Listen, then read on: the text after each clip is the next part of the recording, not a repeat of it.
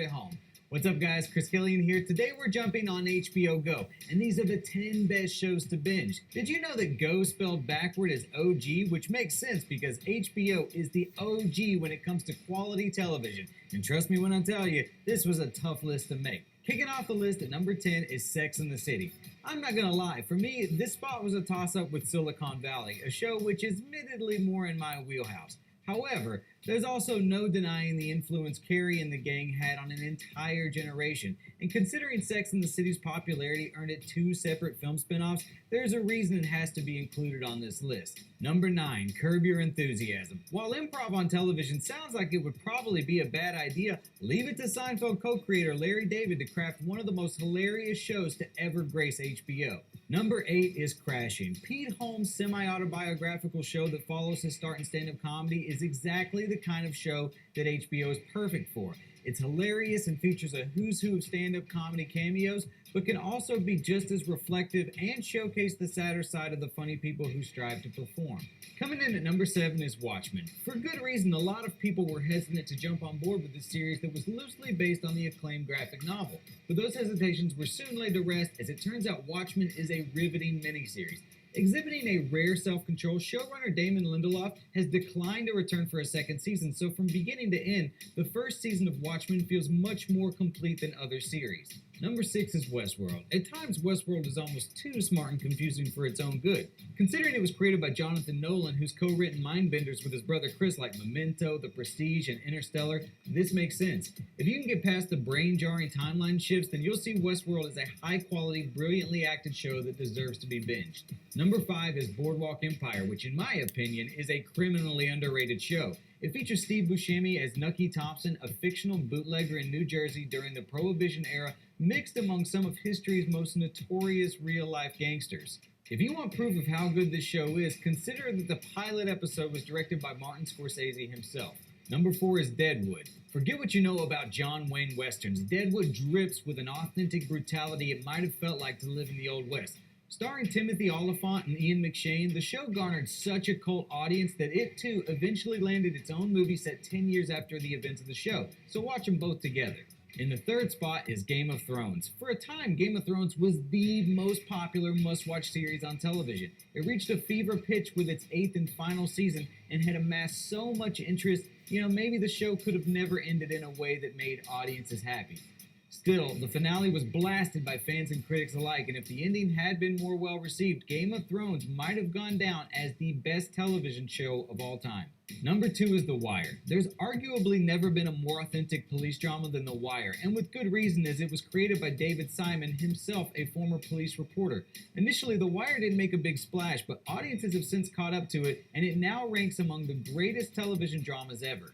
But the must-watch show in the top spot is what else? The Sopranos. If it wasn't going to be The Wire, it could only be The Sopranos, the godfather of crime dramas. It's widely regarded as the best television series of all time and absolutely deserves to be watched and rewatched over and over again. When people would say prestige TV, why is HBO the first thing they would probably, like if it were Family Feud and you were like ranking the number one answer, HBO, right? Is it that, and why do you think it? And why do you think it is? It is, and it's because they were first. That's a huge part of it. I'll say the same thing when we talk about Netflix here in a little bit. Being first is a big deal. It allows you to set the pace of the race, and so they were first. They were the first there wasn't another channel. Showtime and Cinemax, and then later Stars and stuff like that. Those were available, but you probably remember when we were kids, you get that the ad in the mail or the newspaper that's like, sign up for whatever the new cable company is and you'll get HBO for 3 months free. Right. You get these other things too, but this is what this is what we're selling here. Or when you had like a free HBO weekend, and it's just like, oh my gosh, all right, we got to get the we got to record every movie so that we can rewatch this later and all this kind of stuff. That they already had a leg up because they were the first one, and then they were the first one also to make the great shows as well. It's Sopranos for, I know you got a Showtime slide on here in a second. There's a couple of shows that Showtime did very well in the early 2000s that took a little bite out of the HBO pie, but truly none of it compares to what HBO did, because they had hit after hit after hit. It's funny when I think the thing we look at the least is they just have, when people are throwing ideas and pitching to you all the time, first off, really smart people want to work with HBO because you want to work. If you're a really innovative showrunner, HBO is going to be the first place you want to go and have a meeting because of the legacy of The Sopranos and Game of Thrones and all this stuff. And then they just have great taste. They know what like when they have and they don't make a lot of stuff like some networks do, but when they had a flop a couple years ago, I can't even remember what it was. It's like, oh wow, it's actually surprising. Like their batting average is like, that show's not very good. Right. Their eye for quality and their taste and not only the projects they choose, but obviously their ability. It's like, again, to bring it back to sports, not only are they really good at drafting players essentially with shows, but they're really good at developing those players and, getting them a jump shot if they don't have one, and getting them and knowing, what young comedian to have write a show and what young drama writer that they want to, and they'll come in, give them a lot of money and let them make the show they want to make. Sure, there's a lot going on in the world right now, but on the bright side, most people have never had such a great opportunity to go back and watch some of those TV shows they've been meaning to catch up on. So far, we've covered Netflix, HBO, and a whole bunch of other streaming services, but today, we're signing on to Showtime. If you've got Showtime, you already know they're no slouch with their original content. What's up, guys? Chris Killian here, and these are the 10 best shows to binge. Let's start the list off with number 10, The Tudors. Before there was Game of Thrones, there was The Tudors, a decadent, salacious look into King Henry VIII and the drama surrounding his 6 marriages. While not always the most historically accurate account of the events, and a Henry that's far more handsome than Henry was said to be in real life, The Tudors is still an addictive series. Number 9 is Penny Dreadful. If you love the classic monsters like Frankenstein, Dracula, Dr. Jekyll, and Mr. Hyde, then watch Penny Dreadful. The less you know, the better. Just go watch it. In the number 8 spot is The Affair. It's both funny and painful, and as the name suggests, tackles the subject of marital affairs through the eyes of all involved. The writing is often superb, and the show really excels at offering differing perspectives of what goes on inside cheating or being cheated on. Number 7 is Weeds, which stars the wonderful Mary Louise Parker as a widowed mother who begins selling marijuana to support her family. The show is darkly humorous, and if you're already a fan, you'll be happy to know that it's been announced that Starz is developing a sequel show not so subtly titled Weeds 4.20. In the 6th spot is Californication. With one hit show known as The X-Files under his belt, David Duchovny opted to take a completely different route as Hank Moody, a charismatic, albeit depressive, writer struggling with his midlife crisis. The series was quick-witted, laced with deadpan humor, and 100% worth a binge sesh. Coming in at number 5 is Ray Donovan, which starred Liev Schreiber as the LA fixer who could get things done for the rich and famous, even if his hands had to get a little dirty doing it. Ray Donovan was shockingly canceled after 7 seasons, though Liev Schreiber has stated that the support from the fans may lead to more Ray Donovan coming soon. And number 4 is Twin Peaks: The Return. The ABC series Twin Peaks only had 2 seasons when it was first released in the 90s, but quickly became a cult hit for the strange David Lynch concoction that it is. No one ever dreamed Twin Peaks would get a 3rd season, but 27 years later, Showtime resuscitated it, bringing back most of the main cast and every bit of the weirdness that fans loved about the original series. Number 3 is Homeland. If you were paying attention in the 90s, then you were aware of what a brilliant actress Claire Danes is, and Homeland is the perfect vehicle for her as she plays a CIA agent researching terrorist threats to the United States. Already 8 seasons deep with no signs of slowing down, you've got plenty of time to find out why Homeland is a critical darling. Number 2, Shameless, which it turns out is a perfect name for this dark, comedic, guilty pleasure. Starring William H. Macy along with an assortment of other great actors, Shameless depicts the highly dysfunctional family of Frank Gallagher and must be seen to believe. Now is the perfect time to binge Shameless since the 11th and final season will air later this year. But the top show Showtime has to offer is Dexter. Based off the book Darkly Dreaming Dexter, the show stars Michael C. Hall as Dexter, a blood splatter analysis working for the Miami PD. Oh, and he's also a serial killer / vigilante who often uses his bloodlust as an excuse to kill other serial killers. Take it from me, you absolutely have to check out the first 4 seasons. Showtime, and by the way, I'm 2 episodes in now on Yellow Jackets. I've been told by many people I must watch this show, and so I thus must download yet another their streaming service, and I must pay for one more service that Right. I swear to everybody that I'm gonna cancel it in a month as soon as I finish. Right.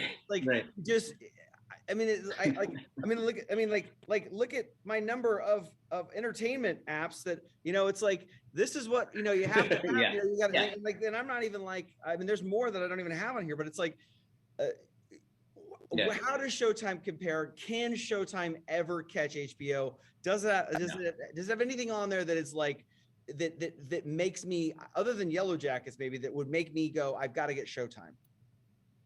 No, I mean, look, Showtime has had some hits, and they'll continue to have hits. It's not like HBO can't fill every hour with content. There's going to be stuff that they pass on. There's going to be stuff that doesn't get taken to them. You can't have everything. I haven't had Showtime in, I don't know, years and years and years and years and years. In part because I have a friend who is really good at getting stuff, so it's like, I need to watch Yellow Jackets. Can you help me out? I mean, it's what church you know, go? yeah. It's super easy on that front. But like, look, what they do is they like I said, they've had some hits. They'll continue to have some hits. Yellow Jackets is a show. I almost started today. I didn't get time. I'll do that somewhere, because I heard it's very good. Heard it's very good. Sounds like it's kind of grabbing a little piece of the cultural zeitgeist. I'll do it. So what does Showtime have to do? I mean, how do they become number one over HBO? Oh, wow. It's funny. They are aligned with what makes them different from CBS. Pardon me, from HBO, is that they are aligned with Viacom, which is CBS and MTV and Comedy Central and all those things. That's their premium outlet. It's really interesting. I don't know. I think that kind of Viacom Paramount relationship, Paramount now is putting a lot of the shows that may have been Showtime shows, like Mayor of Easttown, I think it's called. Yeah. That's now on Paramount Plus. So they kind of have too many. They're too spread out. So I don't really know what Showtime does. I think it as people get rid of cable, you now have to kind of set yourself up, which HBO has done really well as an independent, streaming platform. And Showtime has done that a bit. I know they have an app and things like that, but if I had to guess, what happens to Showtime is that they get rolled into Paramount Plus at some point, and it just becomes a single experience. So that would help, I think, both brands. But when we're talking about Showtime, we're like, okay, they had Billions, which was a pretty big hit. They had Dexter, which was a big hit, but was not good quality-wise for large chunks of that show. Yeah. And now is having a revival. They had Homeland, which had one of the great first seasons of a show ever, and then should have stopped right there. Should have just been a limited series and moved on. They've had other hits, Shameless and Weeds, and there's been stuff that is there. They have never, for an extended period of time, been able to develop a consistent, good, a quality and quantity, and putting those two things together. And that's why HBO has, part of why they've always been good. They've always, every time you're like, I think I probably could cut my HBO Max, it's like, hey, here's a new show. Doesn't this look good? And you're like, it really does look good. And you stick with it. And it's not to say that Showtime can't do that too, because you're right. You're probably not going to cancel Showtime next week when you should, because that's the way that this whole thing works. But you're also highly unlikely, I would guess, to like click that Showtime app ever again until somebody says, hey, there's this show that you should check out that's on Showtime. And you're like, oh, right, I do have Showtime. I forgot. To binge. Before we get started, I'm here to let you know that if you just love good classic movies, then there might be no better streaming service to sign up for than Starz, because this was a tough list to narrow down. Kicking off the list at number 10 is No Country for Old Men. The Coen brothers direct Javier Bardem through one of cinema's greatest villainous performances. This is a slow burn film that needs repeated viewings to really appreciate how brilliant it is and to understand why it won Best Picture the year it was released. Number 9 is Coraline. This is the only kids movie on this list, but there's a reason why Coraline is a must-watch. Written by Neil Gaiman and directed by Henry Selick, the same guy behind The Nightmare Before Christmas, Coraline is creepy, colorful, and probably the scariest kids movie you'll ever see. And number 8 is The Truman Show, which was not only ahead of its time in terms of subject matter, but also served as a showcase for what a brilliant dramatic actor Jim Carrey had the potential to be. And number 7, Spider-Man Far From Home. Following the massive success of Avengers Endgame, with a contained superhero flick like this could have been no small feat. But Far From Home sticks the landing, helped all the more by Jake Gyllenhaal's masterful turn as Mysterio. Number 6, Fargo. Considered by many to be the Coens brothers' masterpiece, Fargo is just an all-around great movie. So great, in fact, that it's got a critically acclaimed series with the same name set around the same strange area where the movie takes place. Number 5 is Apollo 13. Arguably Ron Howard's greatest film, Apollo 13 celebrates humanity's perseverance in the face of hardship, made all the more impressive by the fact that this movie is based on a true story. Number 4 is Spider-Man 2, still to this day considered one of the best comic book movies ever made. If you're unsure about this statement, go back and rewatch it. Spider-Man 2 holds up impressively well, and Alfred Molina is outstanding as the tragic Dr. Octopus. Part 2 is easily the best out of the Raimi trilogy. Coming in at number 3 is Forrest Gump. If you're the kind of person who can watch this and not absolutely love Tom Hanks' lovable, infinitely quotable performance, then I'm not sure you're the kind of person I want for a friend. And that's all I have to say about that. And number 2 is Schindler's List. By no means an easy watch. Steven Spielberg's deeply personal chronicle of the Holocaust was a stark contrast from the director's usual blockbusters, and it's considered by many to be one of the most important films of all time. But the number 1 movie on Stars, in my opinion, has to be Pulp Fiction. Not only did it revive the once sagging career of John Travolta and give us Samuel L. Jackson, but it pretty much turned Quentin Tarantino into one of cinema's most treasured directors. It's fun. Spartacus is just a lot of fun. I mean, it is a show. I don't have to think very much. It's just hyper violent about gladiators, and it seems like a lot of these star shows do this. Is this a formula they figured out that, like, hey, 47-year-old Simpson would probably like this, and they're going to market it to me? Yeah, I mean, I think the headline you put on the slide is exactly right. They know what they're doing and who it appeals to. It's like 1% of the population. I've never in my life watched a Stars TV show. Like, I couldn't even tell you how to get Stars. There's no world, like, post like streaming and stuff. Like, and it used to be a deal, right? You get Stars for a month. You're like, oh, sweet, I have all these movies. Now, you know, all that stuff is streaming immediately. I don't think I've ever watched a Star, but I've heard, you know, people talk about it, and it's like, what is it? Oh, Spartacus. Okay. The Pirates one, and their one that's called like Black Sails or something like that. Yeah. They do know what they're doing, and what they do too seems to be like a little bit cheaper as well. Like, anytime I have seen like a clip, it's like, that looks pretty, it looks like it was made for the Sci-Fi Channel, you know, in 2004 or whatever. But that's fine, because if they have enough movies that people will watch, you know, 9 months after they've come to theaters or whatever, and then they give you a little bit of content here and there. Stars is pretty cheap too, right? Compared to like HBO or some of the other stuff. Yeah, I think you're right. It's like, I'm never gonna sign up for Stars, but for the people that are gonna sign up for Stars, it's like, we know who you are, and this is exactly what you want. We're not. Does Stars just know who it is? Like, I mean, I love Spartacus. Like, I'm sorry, yeah. I shouldn't even apologize for it, but I like Spartacus. I like some of these shows that were not particularly well received, but they're loud, they're obnoxious, they are what they are. Is that okay? Sure. I mean, Stars, you know, that they used to have pretty good movie lineup, and then they really tried to brand themselves as just movies, and they kind of got into TV shows, what we, you know, think of as TV shows now later. So I think that set them back. I don't think they're not nearly as well funded as something like HBO. So I think their move is to say, we have a niche audience of like dude shows, like loud, violent shows like Spartacus, and we're just going to crank those out until whenever. But I think that the clock is ticking on Stars, not because of the quality of their shows, but because they're really aligned with traditional cable, right? And as a premium, they haven't really been able to, they may have an over the top app, but they don't market it much. And so I would think probably at some point, these things will consolidate a bit, and someone will just kind of buy the Stars library and say, you know, thanks. I mean, are other big prestige channels going to merge together too? I don't know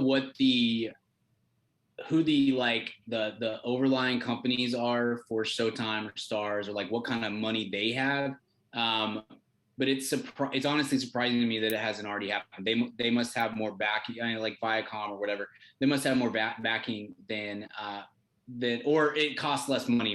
Maybe they're spending less money, because HBO Max might be my number one app, right? Streaming service right now. Like, it is a, I hit that button, and then if I'll scroll through, and it's pretty quick to be like, is there anything new? There's not. Okay, I can move on. They've done such a fantastic job of mixing hit movies with the catalog of great TV shows that they have from the back catalog, and then adding in new stuff. And it's, again, the HBO thing is, it's you see that logo and you think quality. It's like a